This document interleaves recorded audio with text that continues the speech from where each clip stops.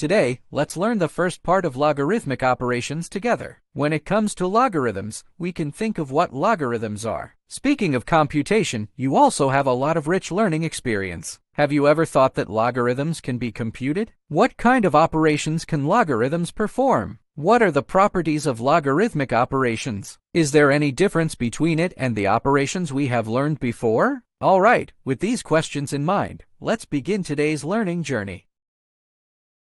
Let's first talk about the concept of logarithms. Our understanding of it will be beneficial for us to study its computational properties. So when it comes to logarithms, you can definitely think of the relationship between logarithms and exponents. This is a particularly prominent impression in our study of logarithmic concepts. So there are also exponents. We have learned the operation of exponentiation. We are familiar with the exponent that is most closely related to logarithms, and we have also studied its operation. Have you found it? Today, we are studying logarithmic operations. And what is our foundation? If the x squared of a is equal to n, where a is greater than 0 and is equal to 1, then x is called. Write the logarithm of n with a as the base in this form. A is called the base of the logarithm, and n is called the truth. We know that the definition of logarithm is still far from sufficient. Our understanding of it will be reflected in our subsequent research.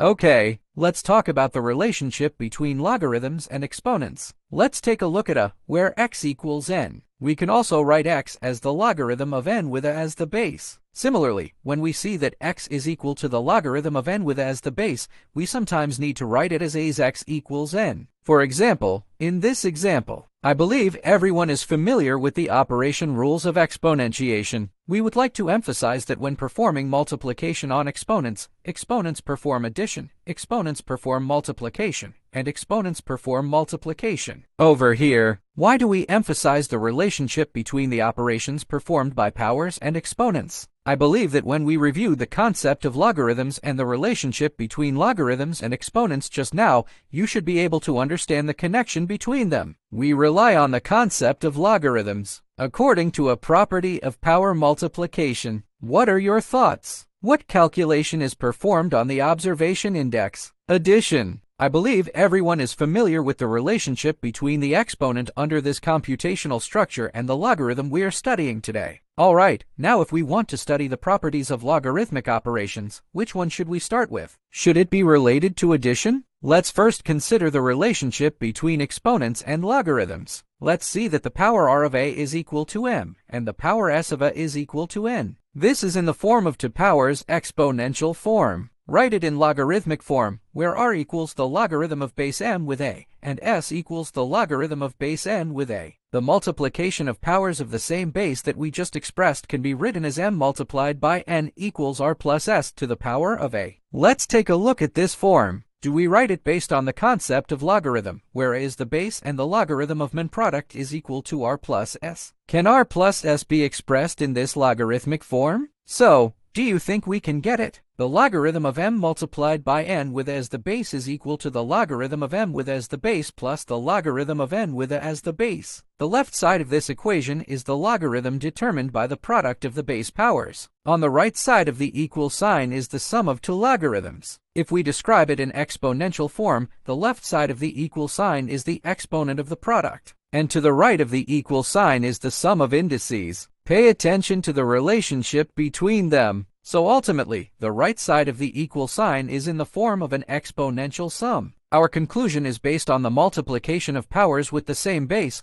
which involves the operation of powers related to multiplication of powers with the same base. For such a property of logarithmic operation that we have obtained, the derivation method is actually not limited to just this one. I suggest everyone try other ways after class. We would like to introduce a method to everyone here as well. Please see, if we assume that m is the logarithm of m with a as the base and n is the logarithm of n with a as the base, we can rewrite the logarithmic equation as an exponential equation. So m is the m power of a, and n is the n power of a. The sum of logarithms can be written as m plus n, multiplying with the base power, keeping the base constant, and adding exponents. We will rewrite this equation in logarithmic form. So, with a as the base, the logarithm of the min product is m plus n. Let's take a look at whether the logarithm of the min product at this point is the sum of the logarithm of m with a as the base and the logarithm of n with a as the base. Can there be different methods for a conclusion? We have introduced two methods here. This method starts from the logarithm and converts the logarithmic equation into an exponential equation. Just now, we started from exponential calculation and converted the exponential formula into a logarithmic formula. Just now we started from the multiplication of powers with the same base number. We emphasized the multiplication of powers with the same base number. What is the most closely related form of operation to the multiplication of powers with the same base number? Can you think of division with the same base power? Dividing powers of the same base, keeping the base constant, subtracting exponents. Based on the conclusion we just presented, do you have any guesses? We can write the division of the same base power as m divided by n. Rewrite this form through the concept of logarithms as follows: dividing m by n with as the base, the logarithm of this quotient is r minus s. The logarithm corresponding to the quotient of the same base power should be the logarithm of m with a as the base minus the logarithm of n with a as the base. We still need to emphasize that the right-hand side of this equation ultimately boils down to the difference in exponents,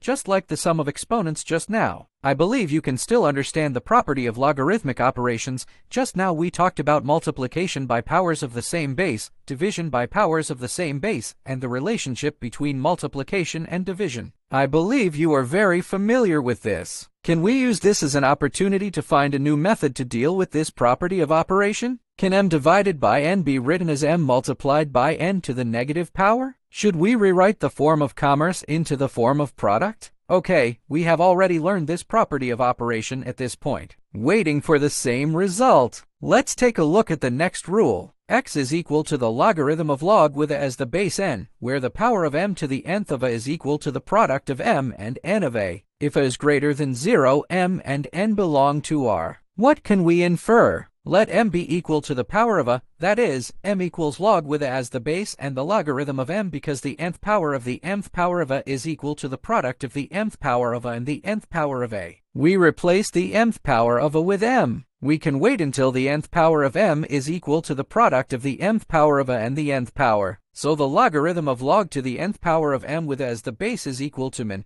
Rewrite m on the right side of the equal sign as the logarithm of log with as the base m. We obtained the logarithmic property that the logarithm of log to the nth power with as the base m is equal to n multiplied by the logarithm of log with a as the base m. In this way, we have obtained three properties of logarithmic operations. How do we prove these three lines? What is the connection between them? How to understand the properties of logarithms? The first thing we want to emphasize is that in the process of proving three properties, have we always emphasized the relationship between exponents and logarithms? Sometimes we rewrite exponentials as logarithms, and sometimes we rewrite logarithms as exponentials. So in the process of learning new knowledge, we also have a process of re-understanding our existing knowledge. Furthermore, among the three properties we have obtained, the concept of logarithm has been consistently emphasized. Taking the first property as an example, on the left side of the equal sign is a power of the same base number. On the right side of the prime number equal sign is the sum of exponents,